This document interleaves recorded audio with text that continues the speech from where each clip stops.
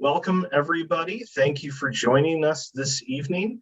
My name is Adam Oster, and I am the Community Engagement Librarian for the Library of Michigan.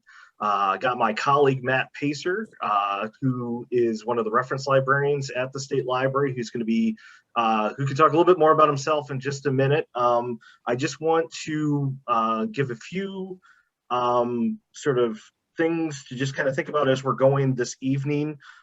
Tonight's presentation will be recorded. So right now it is live on Facebook Live. And so once everything is done, that will then make the recording available soon afterwards on our Facebook page. We are also going to have it captioned and made available on YouTube, so you can also look for that as well.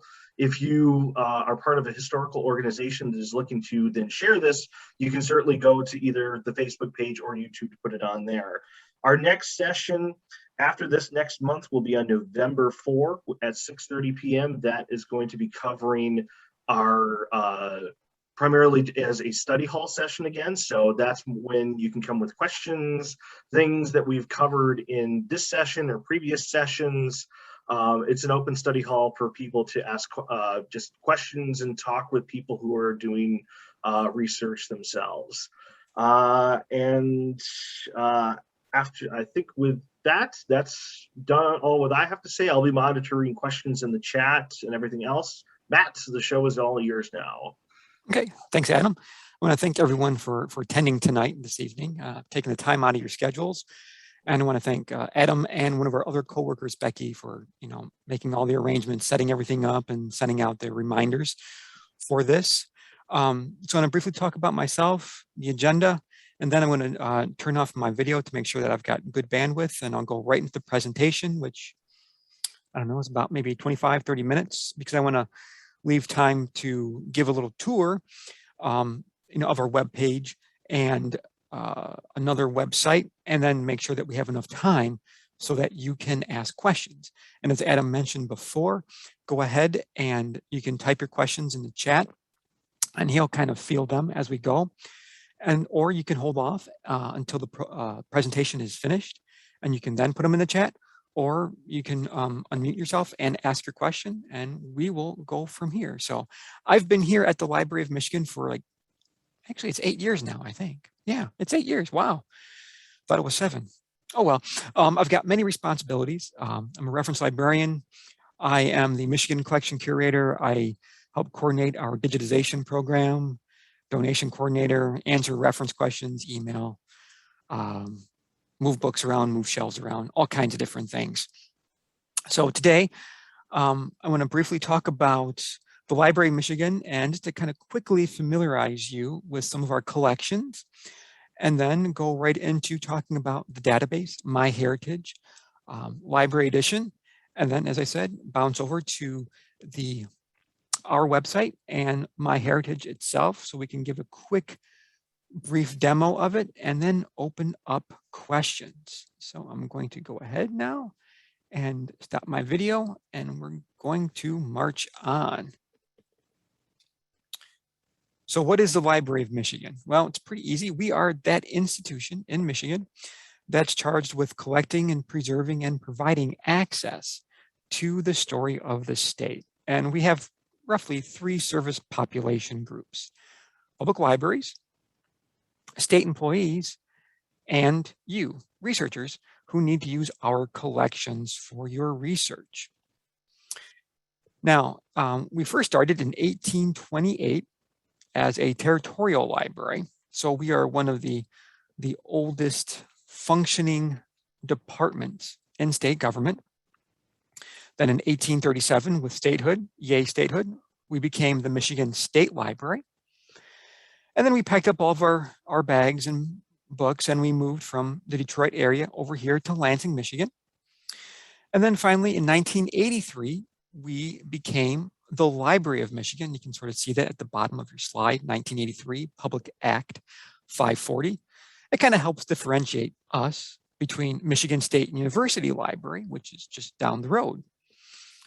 And then roughly 1989, we moved into our current building, which if you look at the bottom right-hand side of the screen, you'll see the image of the building that we are in. And the Library of Michigan occupies that left-hand side, it's the west side of the building with the windows.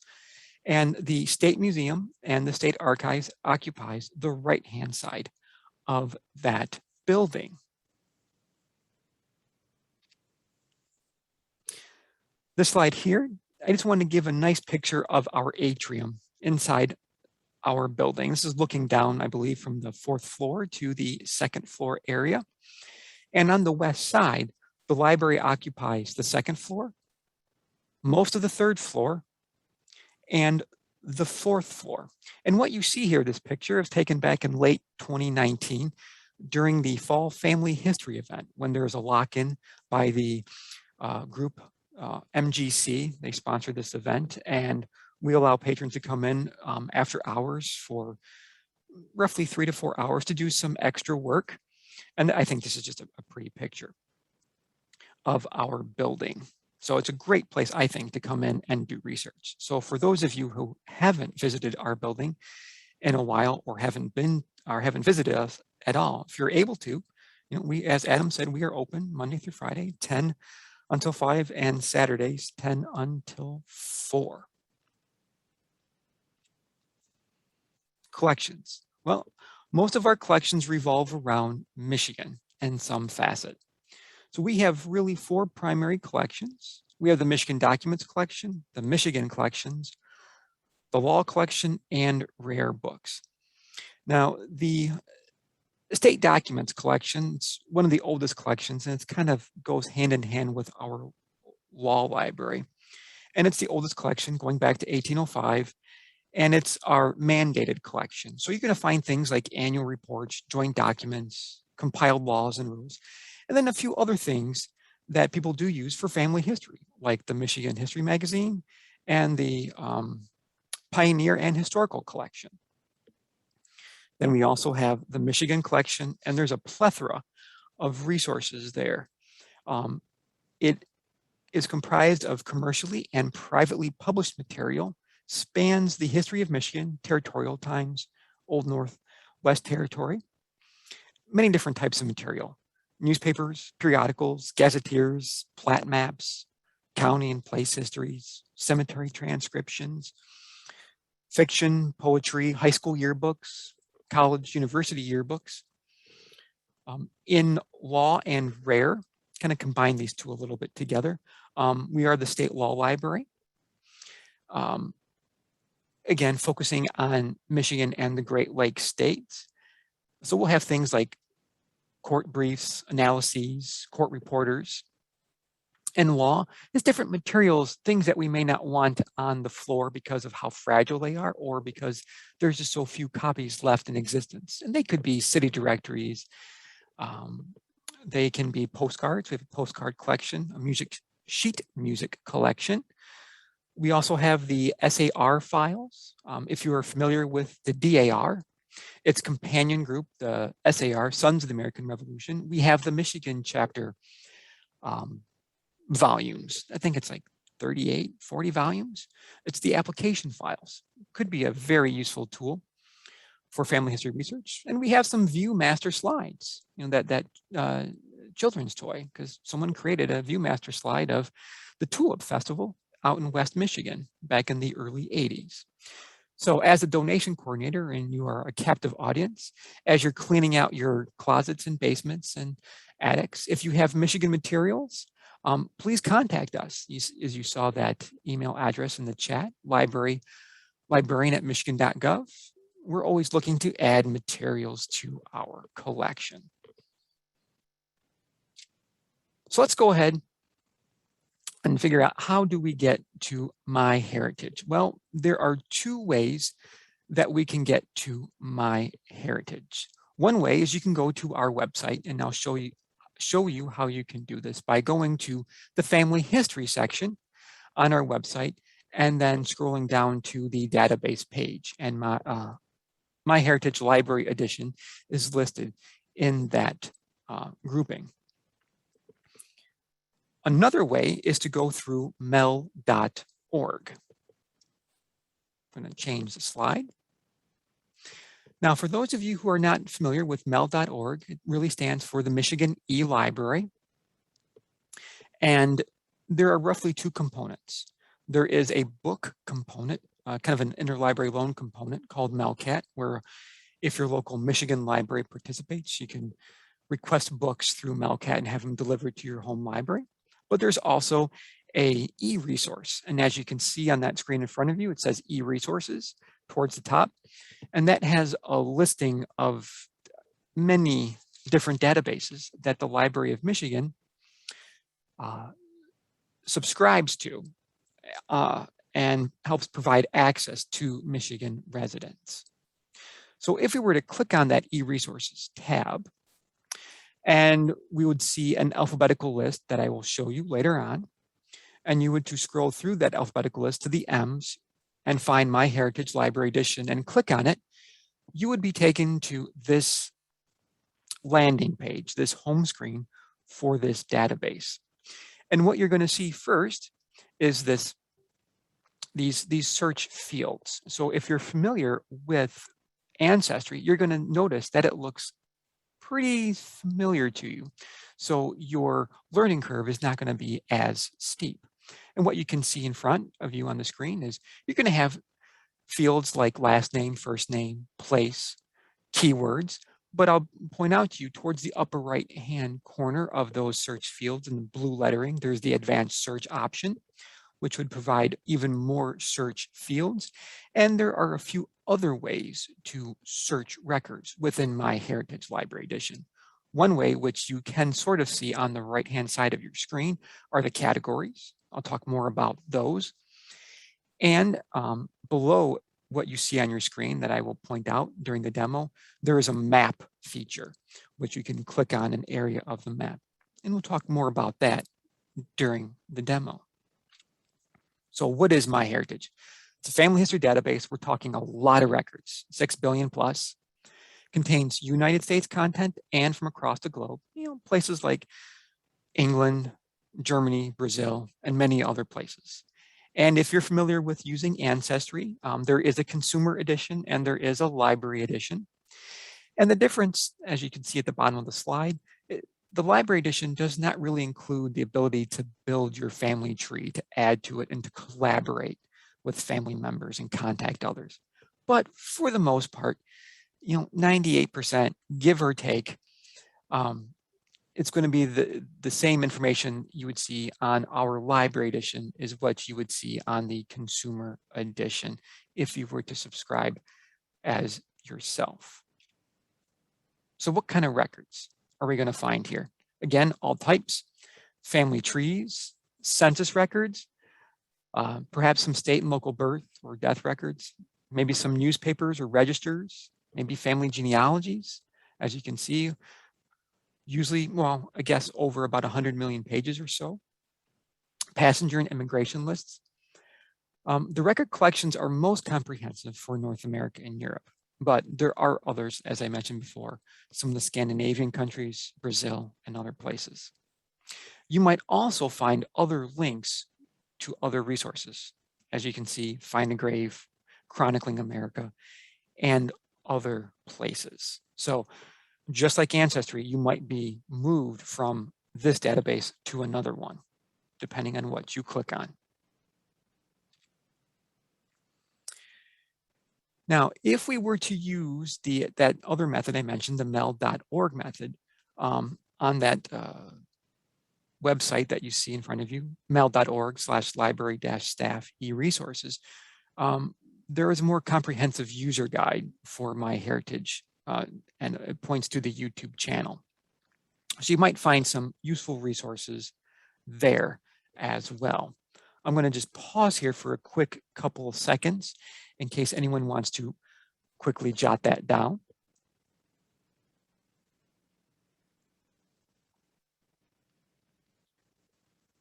Because now I will slowly move to their next slide so people can wrap up.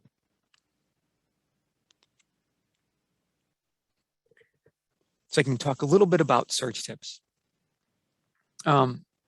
I like to include this slide just to help researchers out. with not just MyHeritage database, but other databases that you might be using, either with us or at your local library, to be consistent with place names, city, township, county, and state. And as the example that I use here, using Lansing, Ingham, Michigan, United States, getting into that habit, learning what type of wildcards the database can utilize. Things like question marks. Does a database you're using, like MyHeritage, will it use it as a replacement for a single letter? Can you use the asterisk to complete a word or with multiple variations? So those extra bits and pieces will make your use of a database like MyHeritage much easier. But I also want to include before even using MyHeritage or any other research database like it, is to take stock of the information that you have, contacting relatives and friends, talking and listening and compiling that information, exploring things like Facebook groups, because maybe someone has created something already so that you won't have to reinvent the wheel. And then to think about what question are you trying to answer or investigate, because that will help you determine, if you're like in MyHeritage, to help you focus down on what type of record grouping. Do I need to be in things like court records and wills or passenger lists or census? So you can better focus, better narrow your search and become a little bit more efficient and effective at navigating the MyHeritage database along with others. Now, remember I mentioned the map feature? Well, below those search fields that you can enter information, if you scroll below it, you'd see a map that looks a little bit like the one in front of you, where you can click on a country and it will filter down just to those record groups that cover that nation. And that can be very, very quick and useful if you want to really target your search. You can also browse what I call browse the collection catalog. If you remember, on the right-hand side of those search fields, you have that category listing. And what you see on the right-hand side of your screen, it's not a full list of the categories, but it kind of gives you a quick idea of how the browse feature is sort of set up. And you can see it says browse collection catalog. You can go to census and voter lists as like a top level category. Click on the individual US Census, Nordic Census, UK, or you might have the word more to open up the category a little bit further, or instead of the word more, you might see the phrase show all, which would then open up the entire category so that you can scroll through and see all of the record groupings. The thing I would like to point out is anytime you click on a category heading or an individual record grouping, like UK and Ireland Census, you will then see another grouping of search fields, the same things like keyword, last name, and so forth. But again, it's just targeting that particular record group. The thing that I want to mention at this point is, as you're using MyHeritage and you are within a category like census and voter lists, or if you're in a very focused category, it's important to pay attention to the top portion of the search box fields, because there is basically like a summary field towards the top. It's kind of in like a yellowish burnt orange color, and it will tell you more about that collection group or that specific record group, important information. Just a real quick example. There is a group of records that are called prerogative vicars wills from 1536 through 1810. But in that summary field, it says that all that you will find for that record grouping, the vicar's wills, is an index and nothing more, because like us, they had an issue with a fire back in 1922 when those records tied to the index went all up in flames. So all we know is that through the index, something was there. So that's why I think it's very imperative to look at those summary fields. But as you're searching, just like in Ancestry, you will find a narrow down by category menu on the left-hand side, so that you might be doing some more top-level searching, and you can then click on categories like books and publication, or maybe military, or schools and universities, and it'll give you a list of approximately how many records that you're going to find within there. It says family trees, 105, and so on and so forth. So you can narrow down.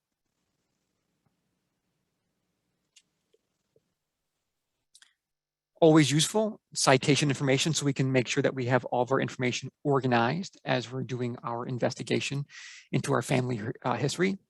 So once you're within a record, towards the bottom of the screen, kind of what I have enlarged and kind of boxed around with little dotted lines on the left-hand side. Towards the top, it says cite this record. And if you were to click on that phrase, you would then see the citation would pop up below.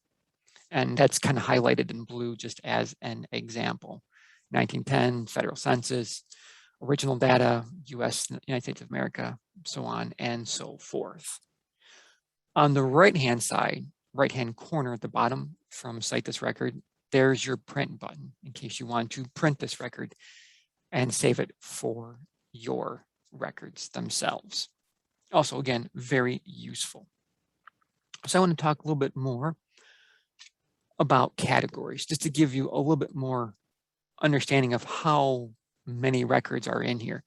You know, you're not just going to find census records within categories. You're going to find there's also some vital records, as I said, immigration and travel, maps, guides, references, directories.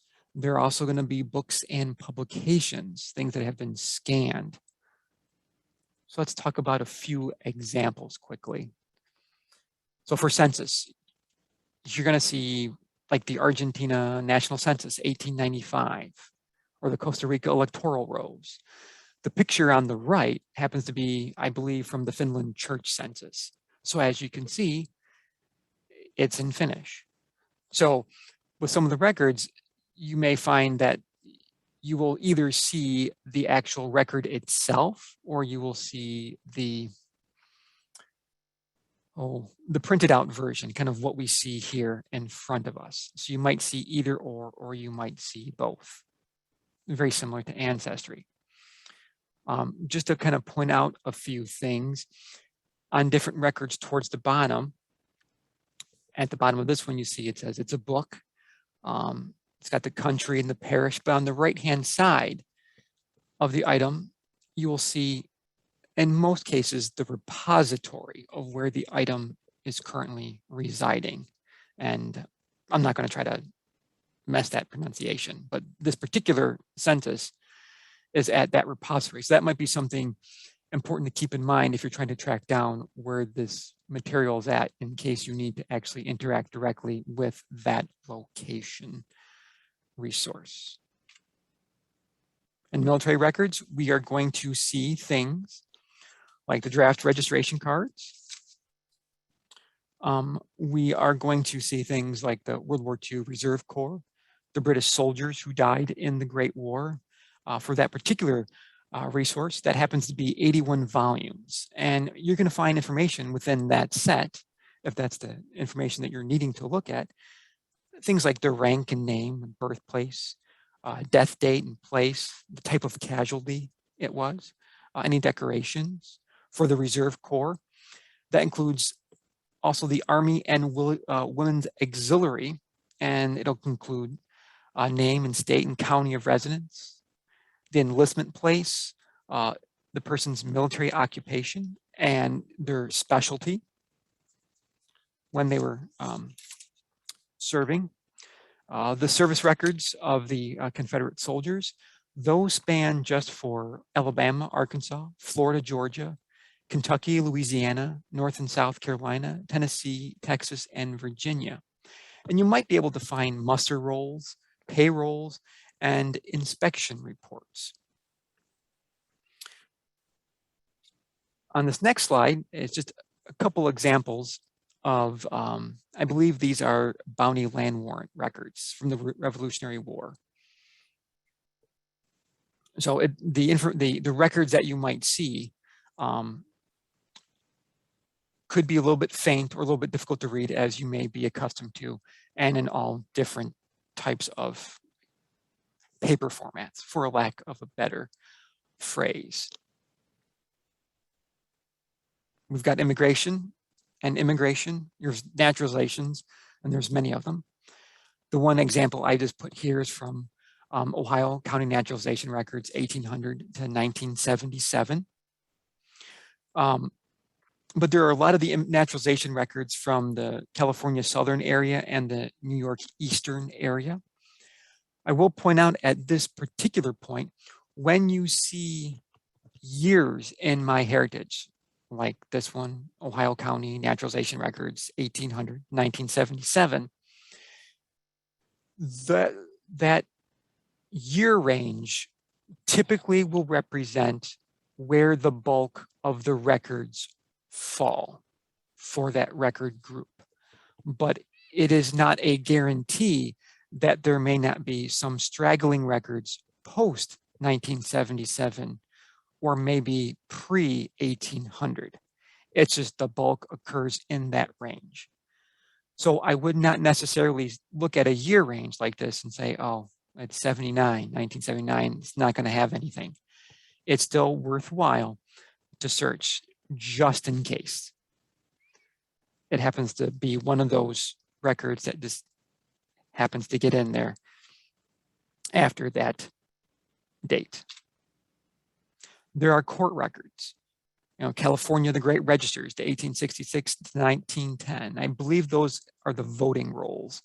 In California, the Irish prisoners, 1780, 1867. Minutes of the Court of Albany, New York, which is the image that you see on the right-hand side.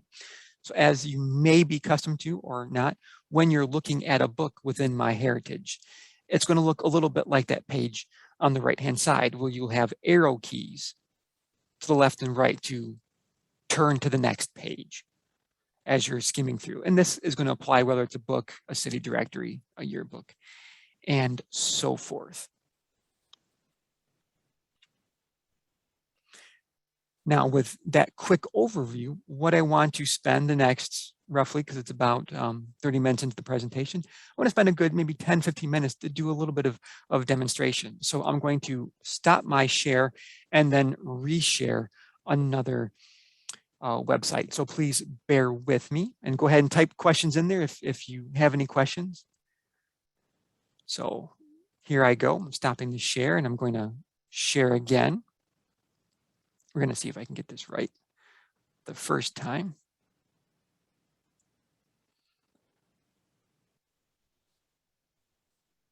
And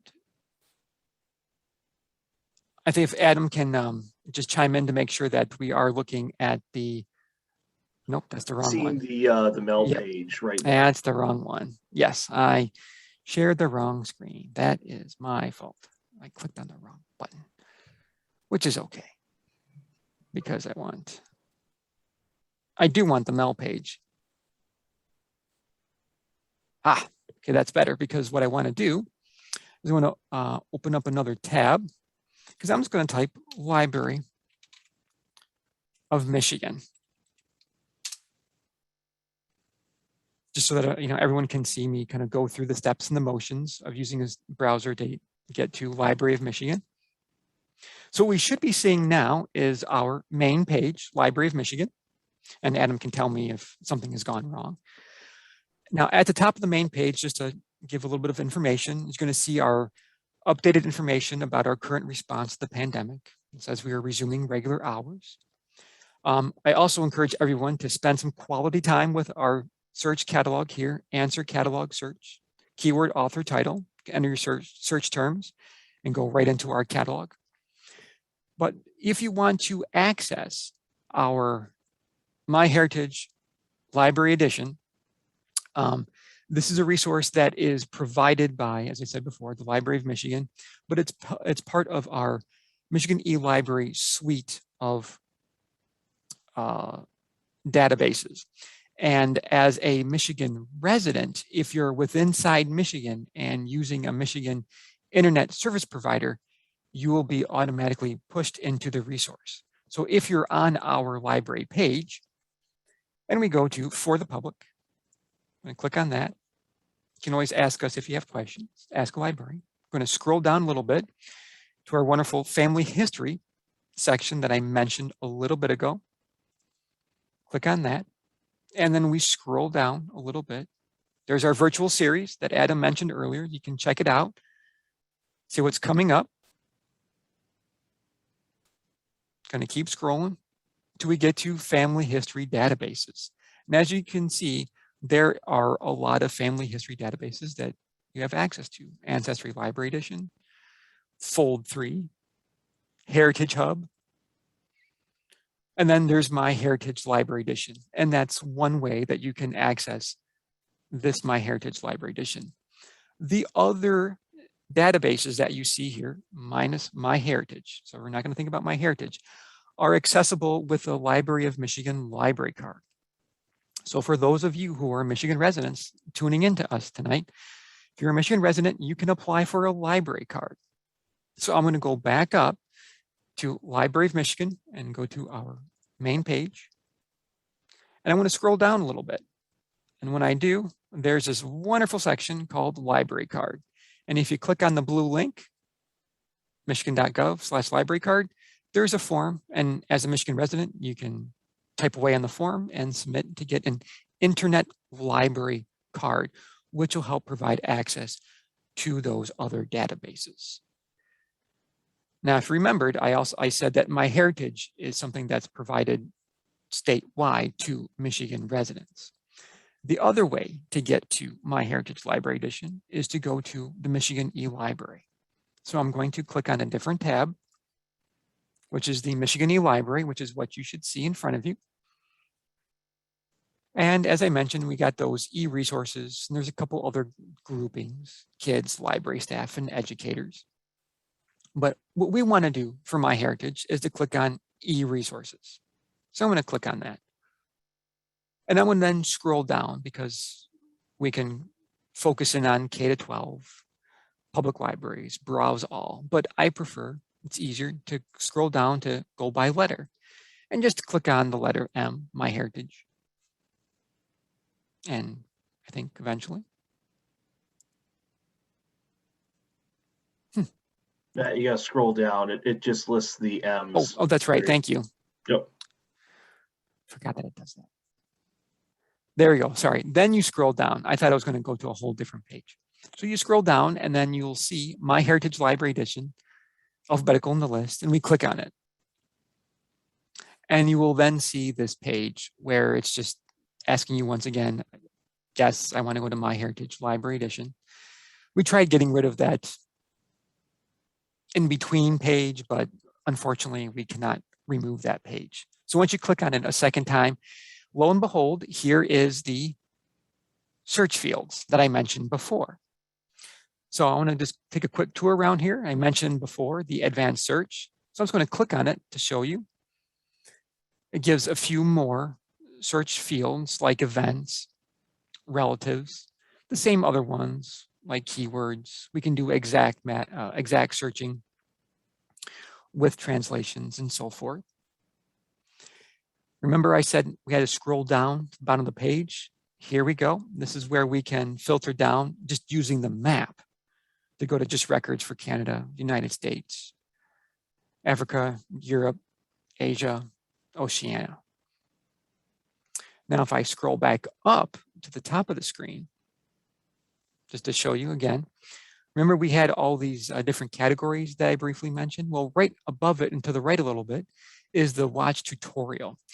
So you can click on this watch tutorial if you have a couple free moments and you want to explore MyHeritage Library Edition. And it's actually quite useful and can give you some more information on searching MyHeritage. But then as you can see, all these different categories are here. Family trees, photos, military, immigration, newspapers, directories, histories, memories, government, land, courts, wills.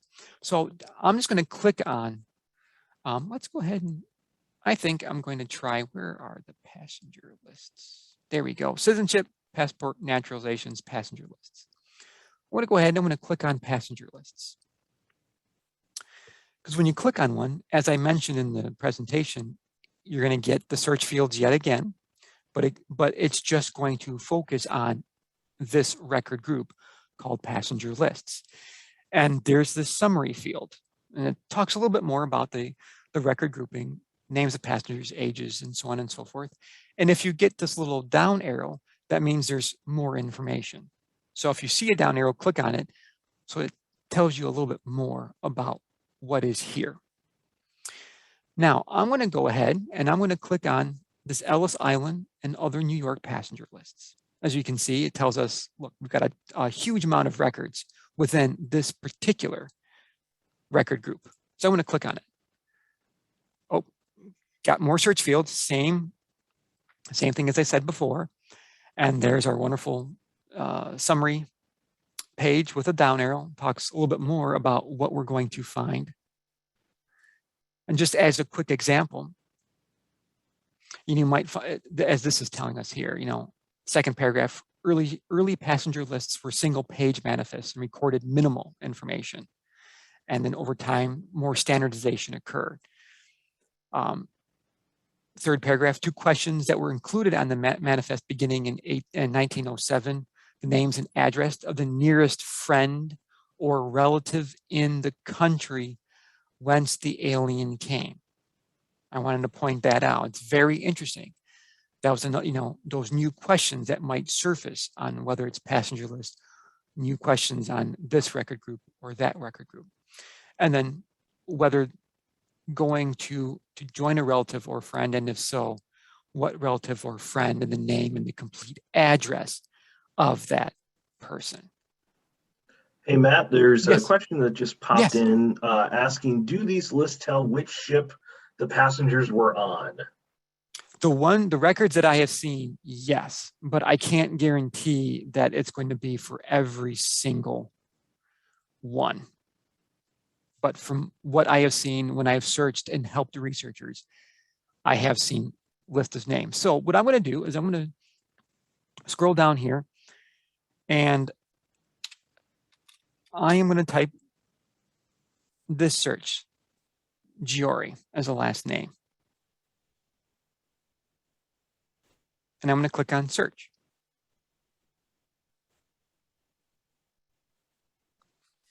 Now, what I want to point out, and that kind of relates to what I just read a little bit, is we're looking at, okay, we've got G, and we've got Dino, we've got Giovanni Giori. Okay, looks like, well, okay, well, what do we have here? Circa 1886, last permanent residence, arrival, the relative in country of origin, Lucia, mother. I'm going to click on this record. So this is where it's telling us birth date, roughly, arrival, departure. See, this record, it does say the ship, the age, nationality, marital status. But this line here, relative in country of origin, which is his mother. And then this record, we can see that there's the print version. Yeah, I guess we could say the print version. And then the record itself below. And you can expand out the record by using this little expansion button. And you can zoom in and zoom out. Or you can use those little caret symbols, left and right, to go to the next record in the group. If I go down, again, to point out those other pieces, there's our wonderful Cite This Record. There's our Print This Record. If I scroll a little bit more, you may find something in this record group, well, I wouldn't call it a record group, this section called Record Detective Results, where it tries to give you other examples, or I should say samples of records that might be related. So you only really have one here in a family search, family tree. But what I'm going to do is I'm going to go back up and I'm going to go back to the results list. Because if we remember what I said a little bit ago about that summary page, I got Giovanni, I'm going to scroll down a little bit past all these other people. And then there's this other Giovanni. Well, it's the same name, but if I'm looking a little bit more, the passenger is no longer Giovanni. The passenger is Maria, the sibling to Giovanni, who came earlier. So if I click on this record, birth, female, so this person came, I think it was a year later. Arrival, ship, Chicago. And remember how I mentioned if they joined a relative, it's picking up based on searching Giori, relative joined in the US. Giovanni Giori, her brother. So that's why those summary fields can be very helpful, because there might be different fields that were added to the record groups so that it will clue you in on something. Oh, I need to look a little closer at some of the other similar names in the results list in case something like this appears. So I'm going to go ahead and scroll back up because I want to point one more thing out before we throw it all open to any kind of questions. I'm going to go back to MyHeritage Library Edition, kind of back to the beginning, because I want to go to family trees. And then I'm going to use my own family. As I said before, remember, family trees, you can view a lot of family trees, but you cannot interact. And that's one of the big differences that are here. And who I'm typing here, it happens to be my grandfather. I'm going to search for John. And as you can imagine, there's a lot of Johns. And we could edit the search and try to refine it as much as we can, but I'm just going to scroll through here because in the, well, at least in the search when I tried it earlier today, it did work for me. We'll see if I'm proved wrong. Haha. John Pacer. We're going to click on my grandfather, just so you can sort of see what the trees are going to look like in MyHeritage Library Edition if it is created using MyHeritage Library Edition. So we've got John Pacer, we've got an unknown death date. But I'm looking at this record. At the bottom, we can see who the site manager is. I happen to know who this person is. And I want to point out a few things that when you're looking at the family trees that are MyHeritage family trees, to pay close attention to see if it is a, I guess you could say, is it like a current family tree or is it like an abandoned record?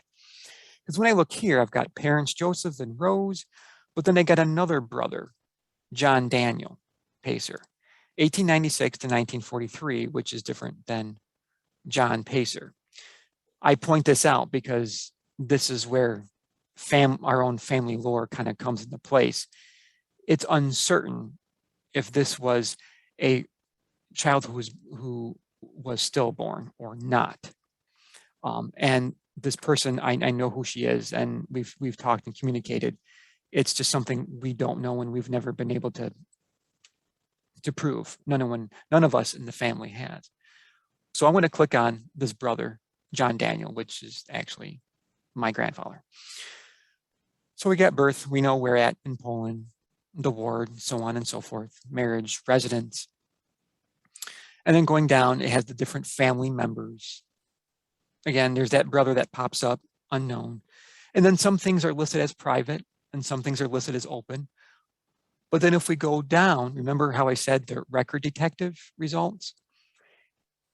You may have a lot more, you may have none or very few. So there's roughly 15, and it's trying to give you examples of more records to search. Ohio Death Index, Joseph Pacer in the family search family tree. There's a Joseph Pacer, and I can scroll through one more time over here, and a few other ones. So I would definitely recommend, if you're in any record group, to always go to the bottom and see what record detective results are popping up, because they may give you a some wonderful leads to follow, or they might help solve a mystery, or just unfortunately was wind in a blocked research path. Now with that, we've got about 15 minutes left before 7:30. I want to open it up. I'm going to start my video, and we're going to go to chat, or we can, Adam and I can take questions, and we'll go from there. I want to say thank you for everyone who listened to me talk for such a long time. Matt, one question that came up, and I should also point out to people, with Matt done with the bulk of his presentation, feel free to unmute yourself as well if you do want to ask questions verbally, because even though you were automatically muted when we started, you can unmute yourself to do so. Matt, one question that's in there where somebody asked something not related to the presentation.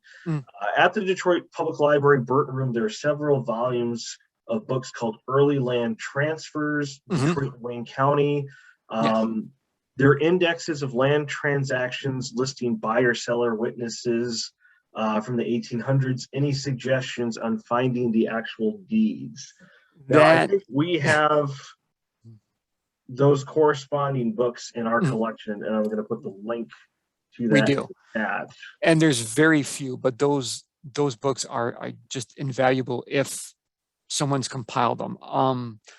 What I would say, if you haven't done already and you're flipping through and you're looking at them, is does the resource itself point where those source documents are located? It might, or they might point out that they no longer exist. I don't know. I mean, I know in the Library of Michigan, we do have some microfilm reels of like assessor records that may have deeds. And what I would suggest is going to like our catalog. And let's say you're looking at Oakland County, and searching for like Oakland County deeds, Oakland County assessor records, and seeing what we have that may correspond to that year. There is a federal resource called the GLOW records. It's, I don't know if it's Library of Congress. I'd have to do some searching. That's a question I would say to email us.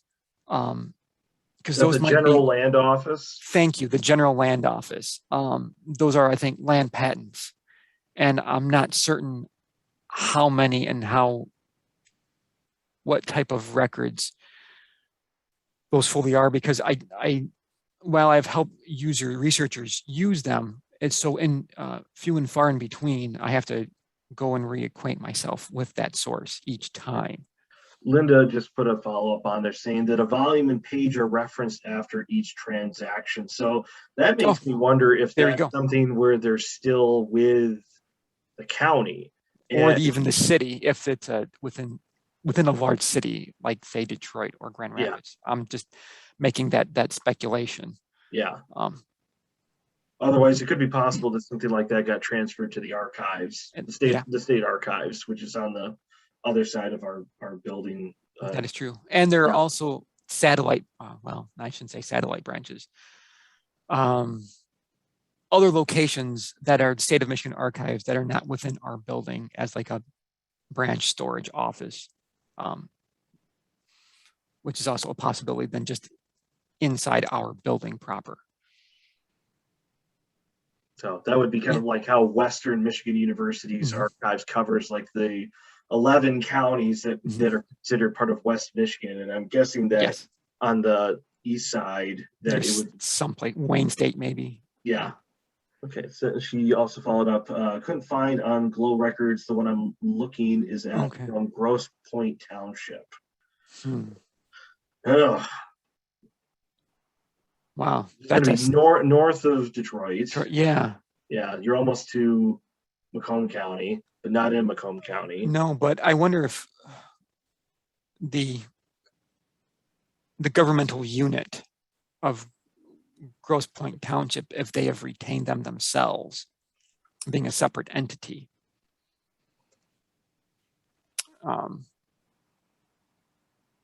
That is a good stumper question. That for Linda, I would say email us that question so that Adam and I can ponder this, because follow up on it. I know, because I mean that's just that is a question that I would want to spend some time on thinking about, and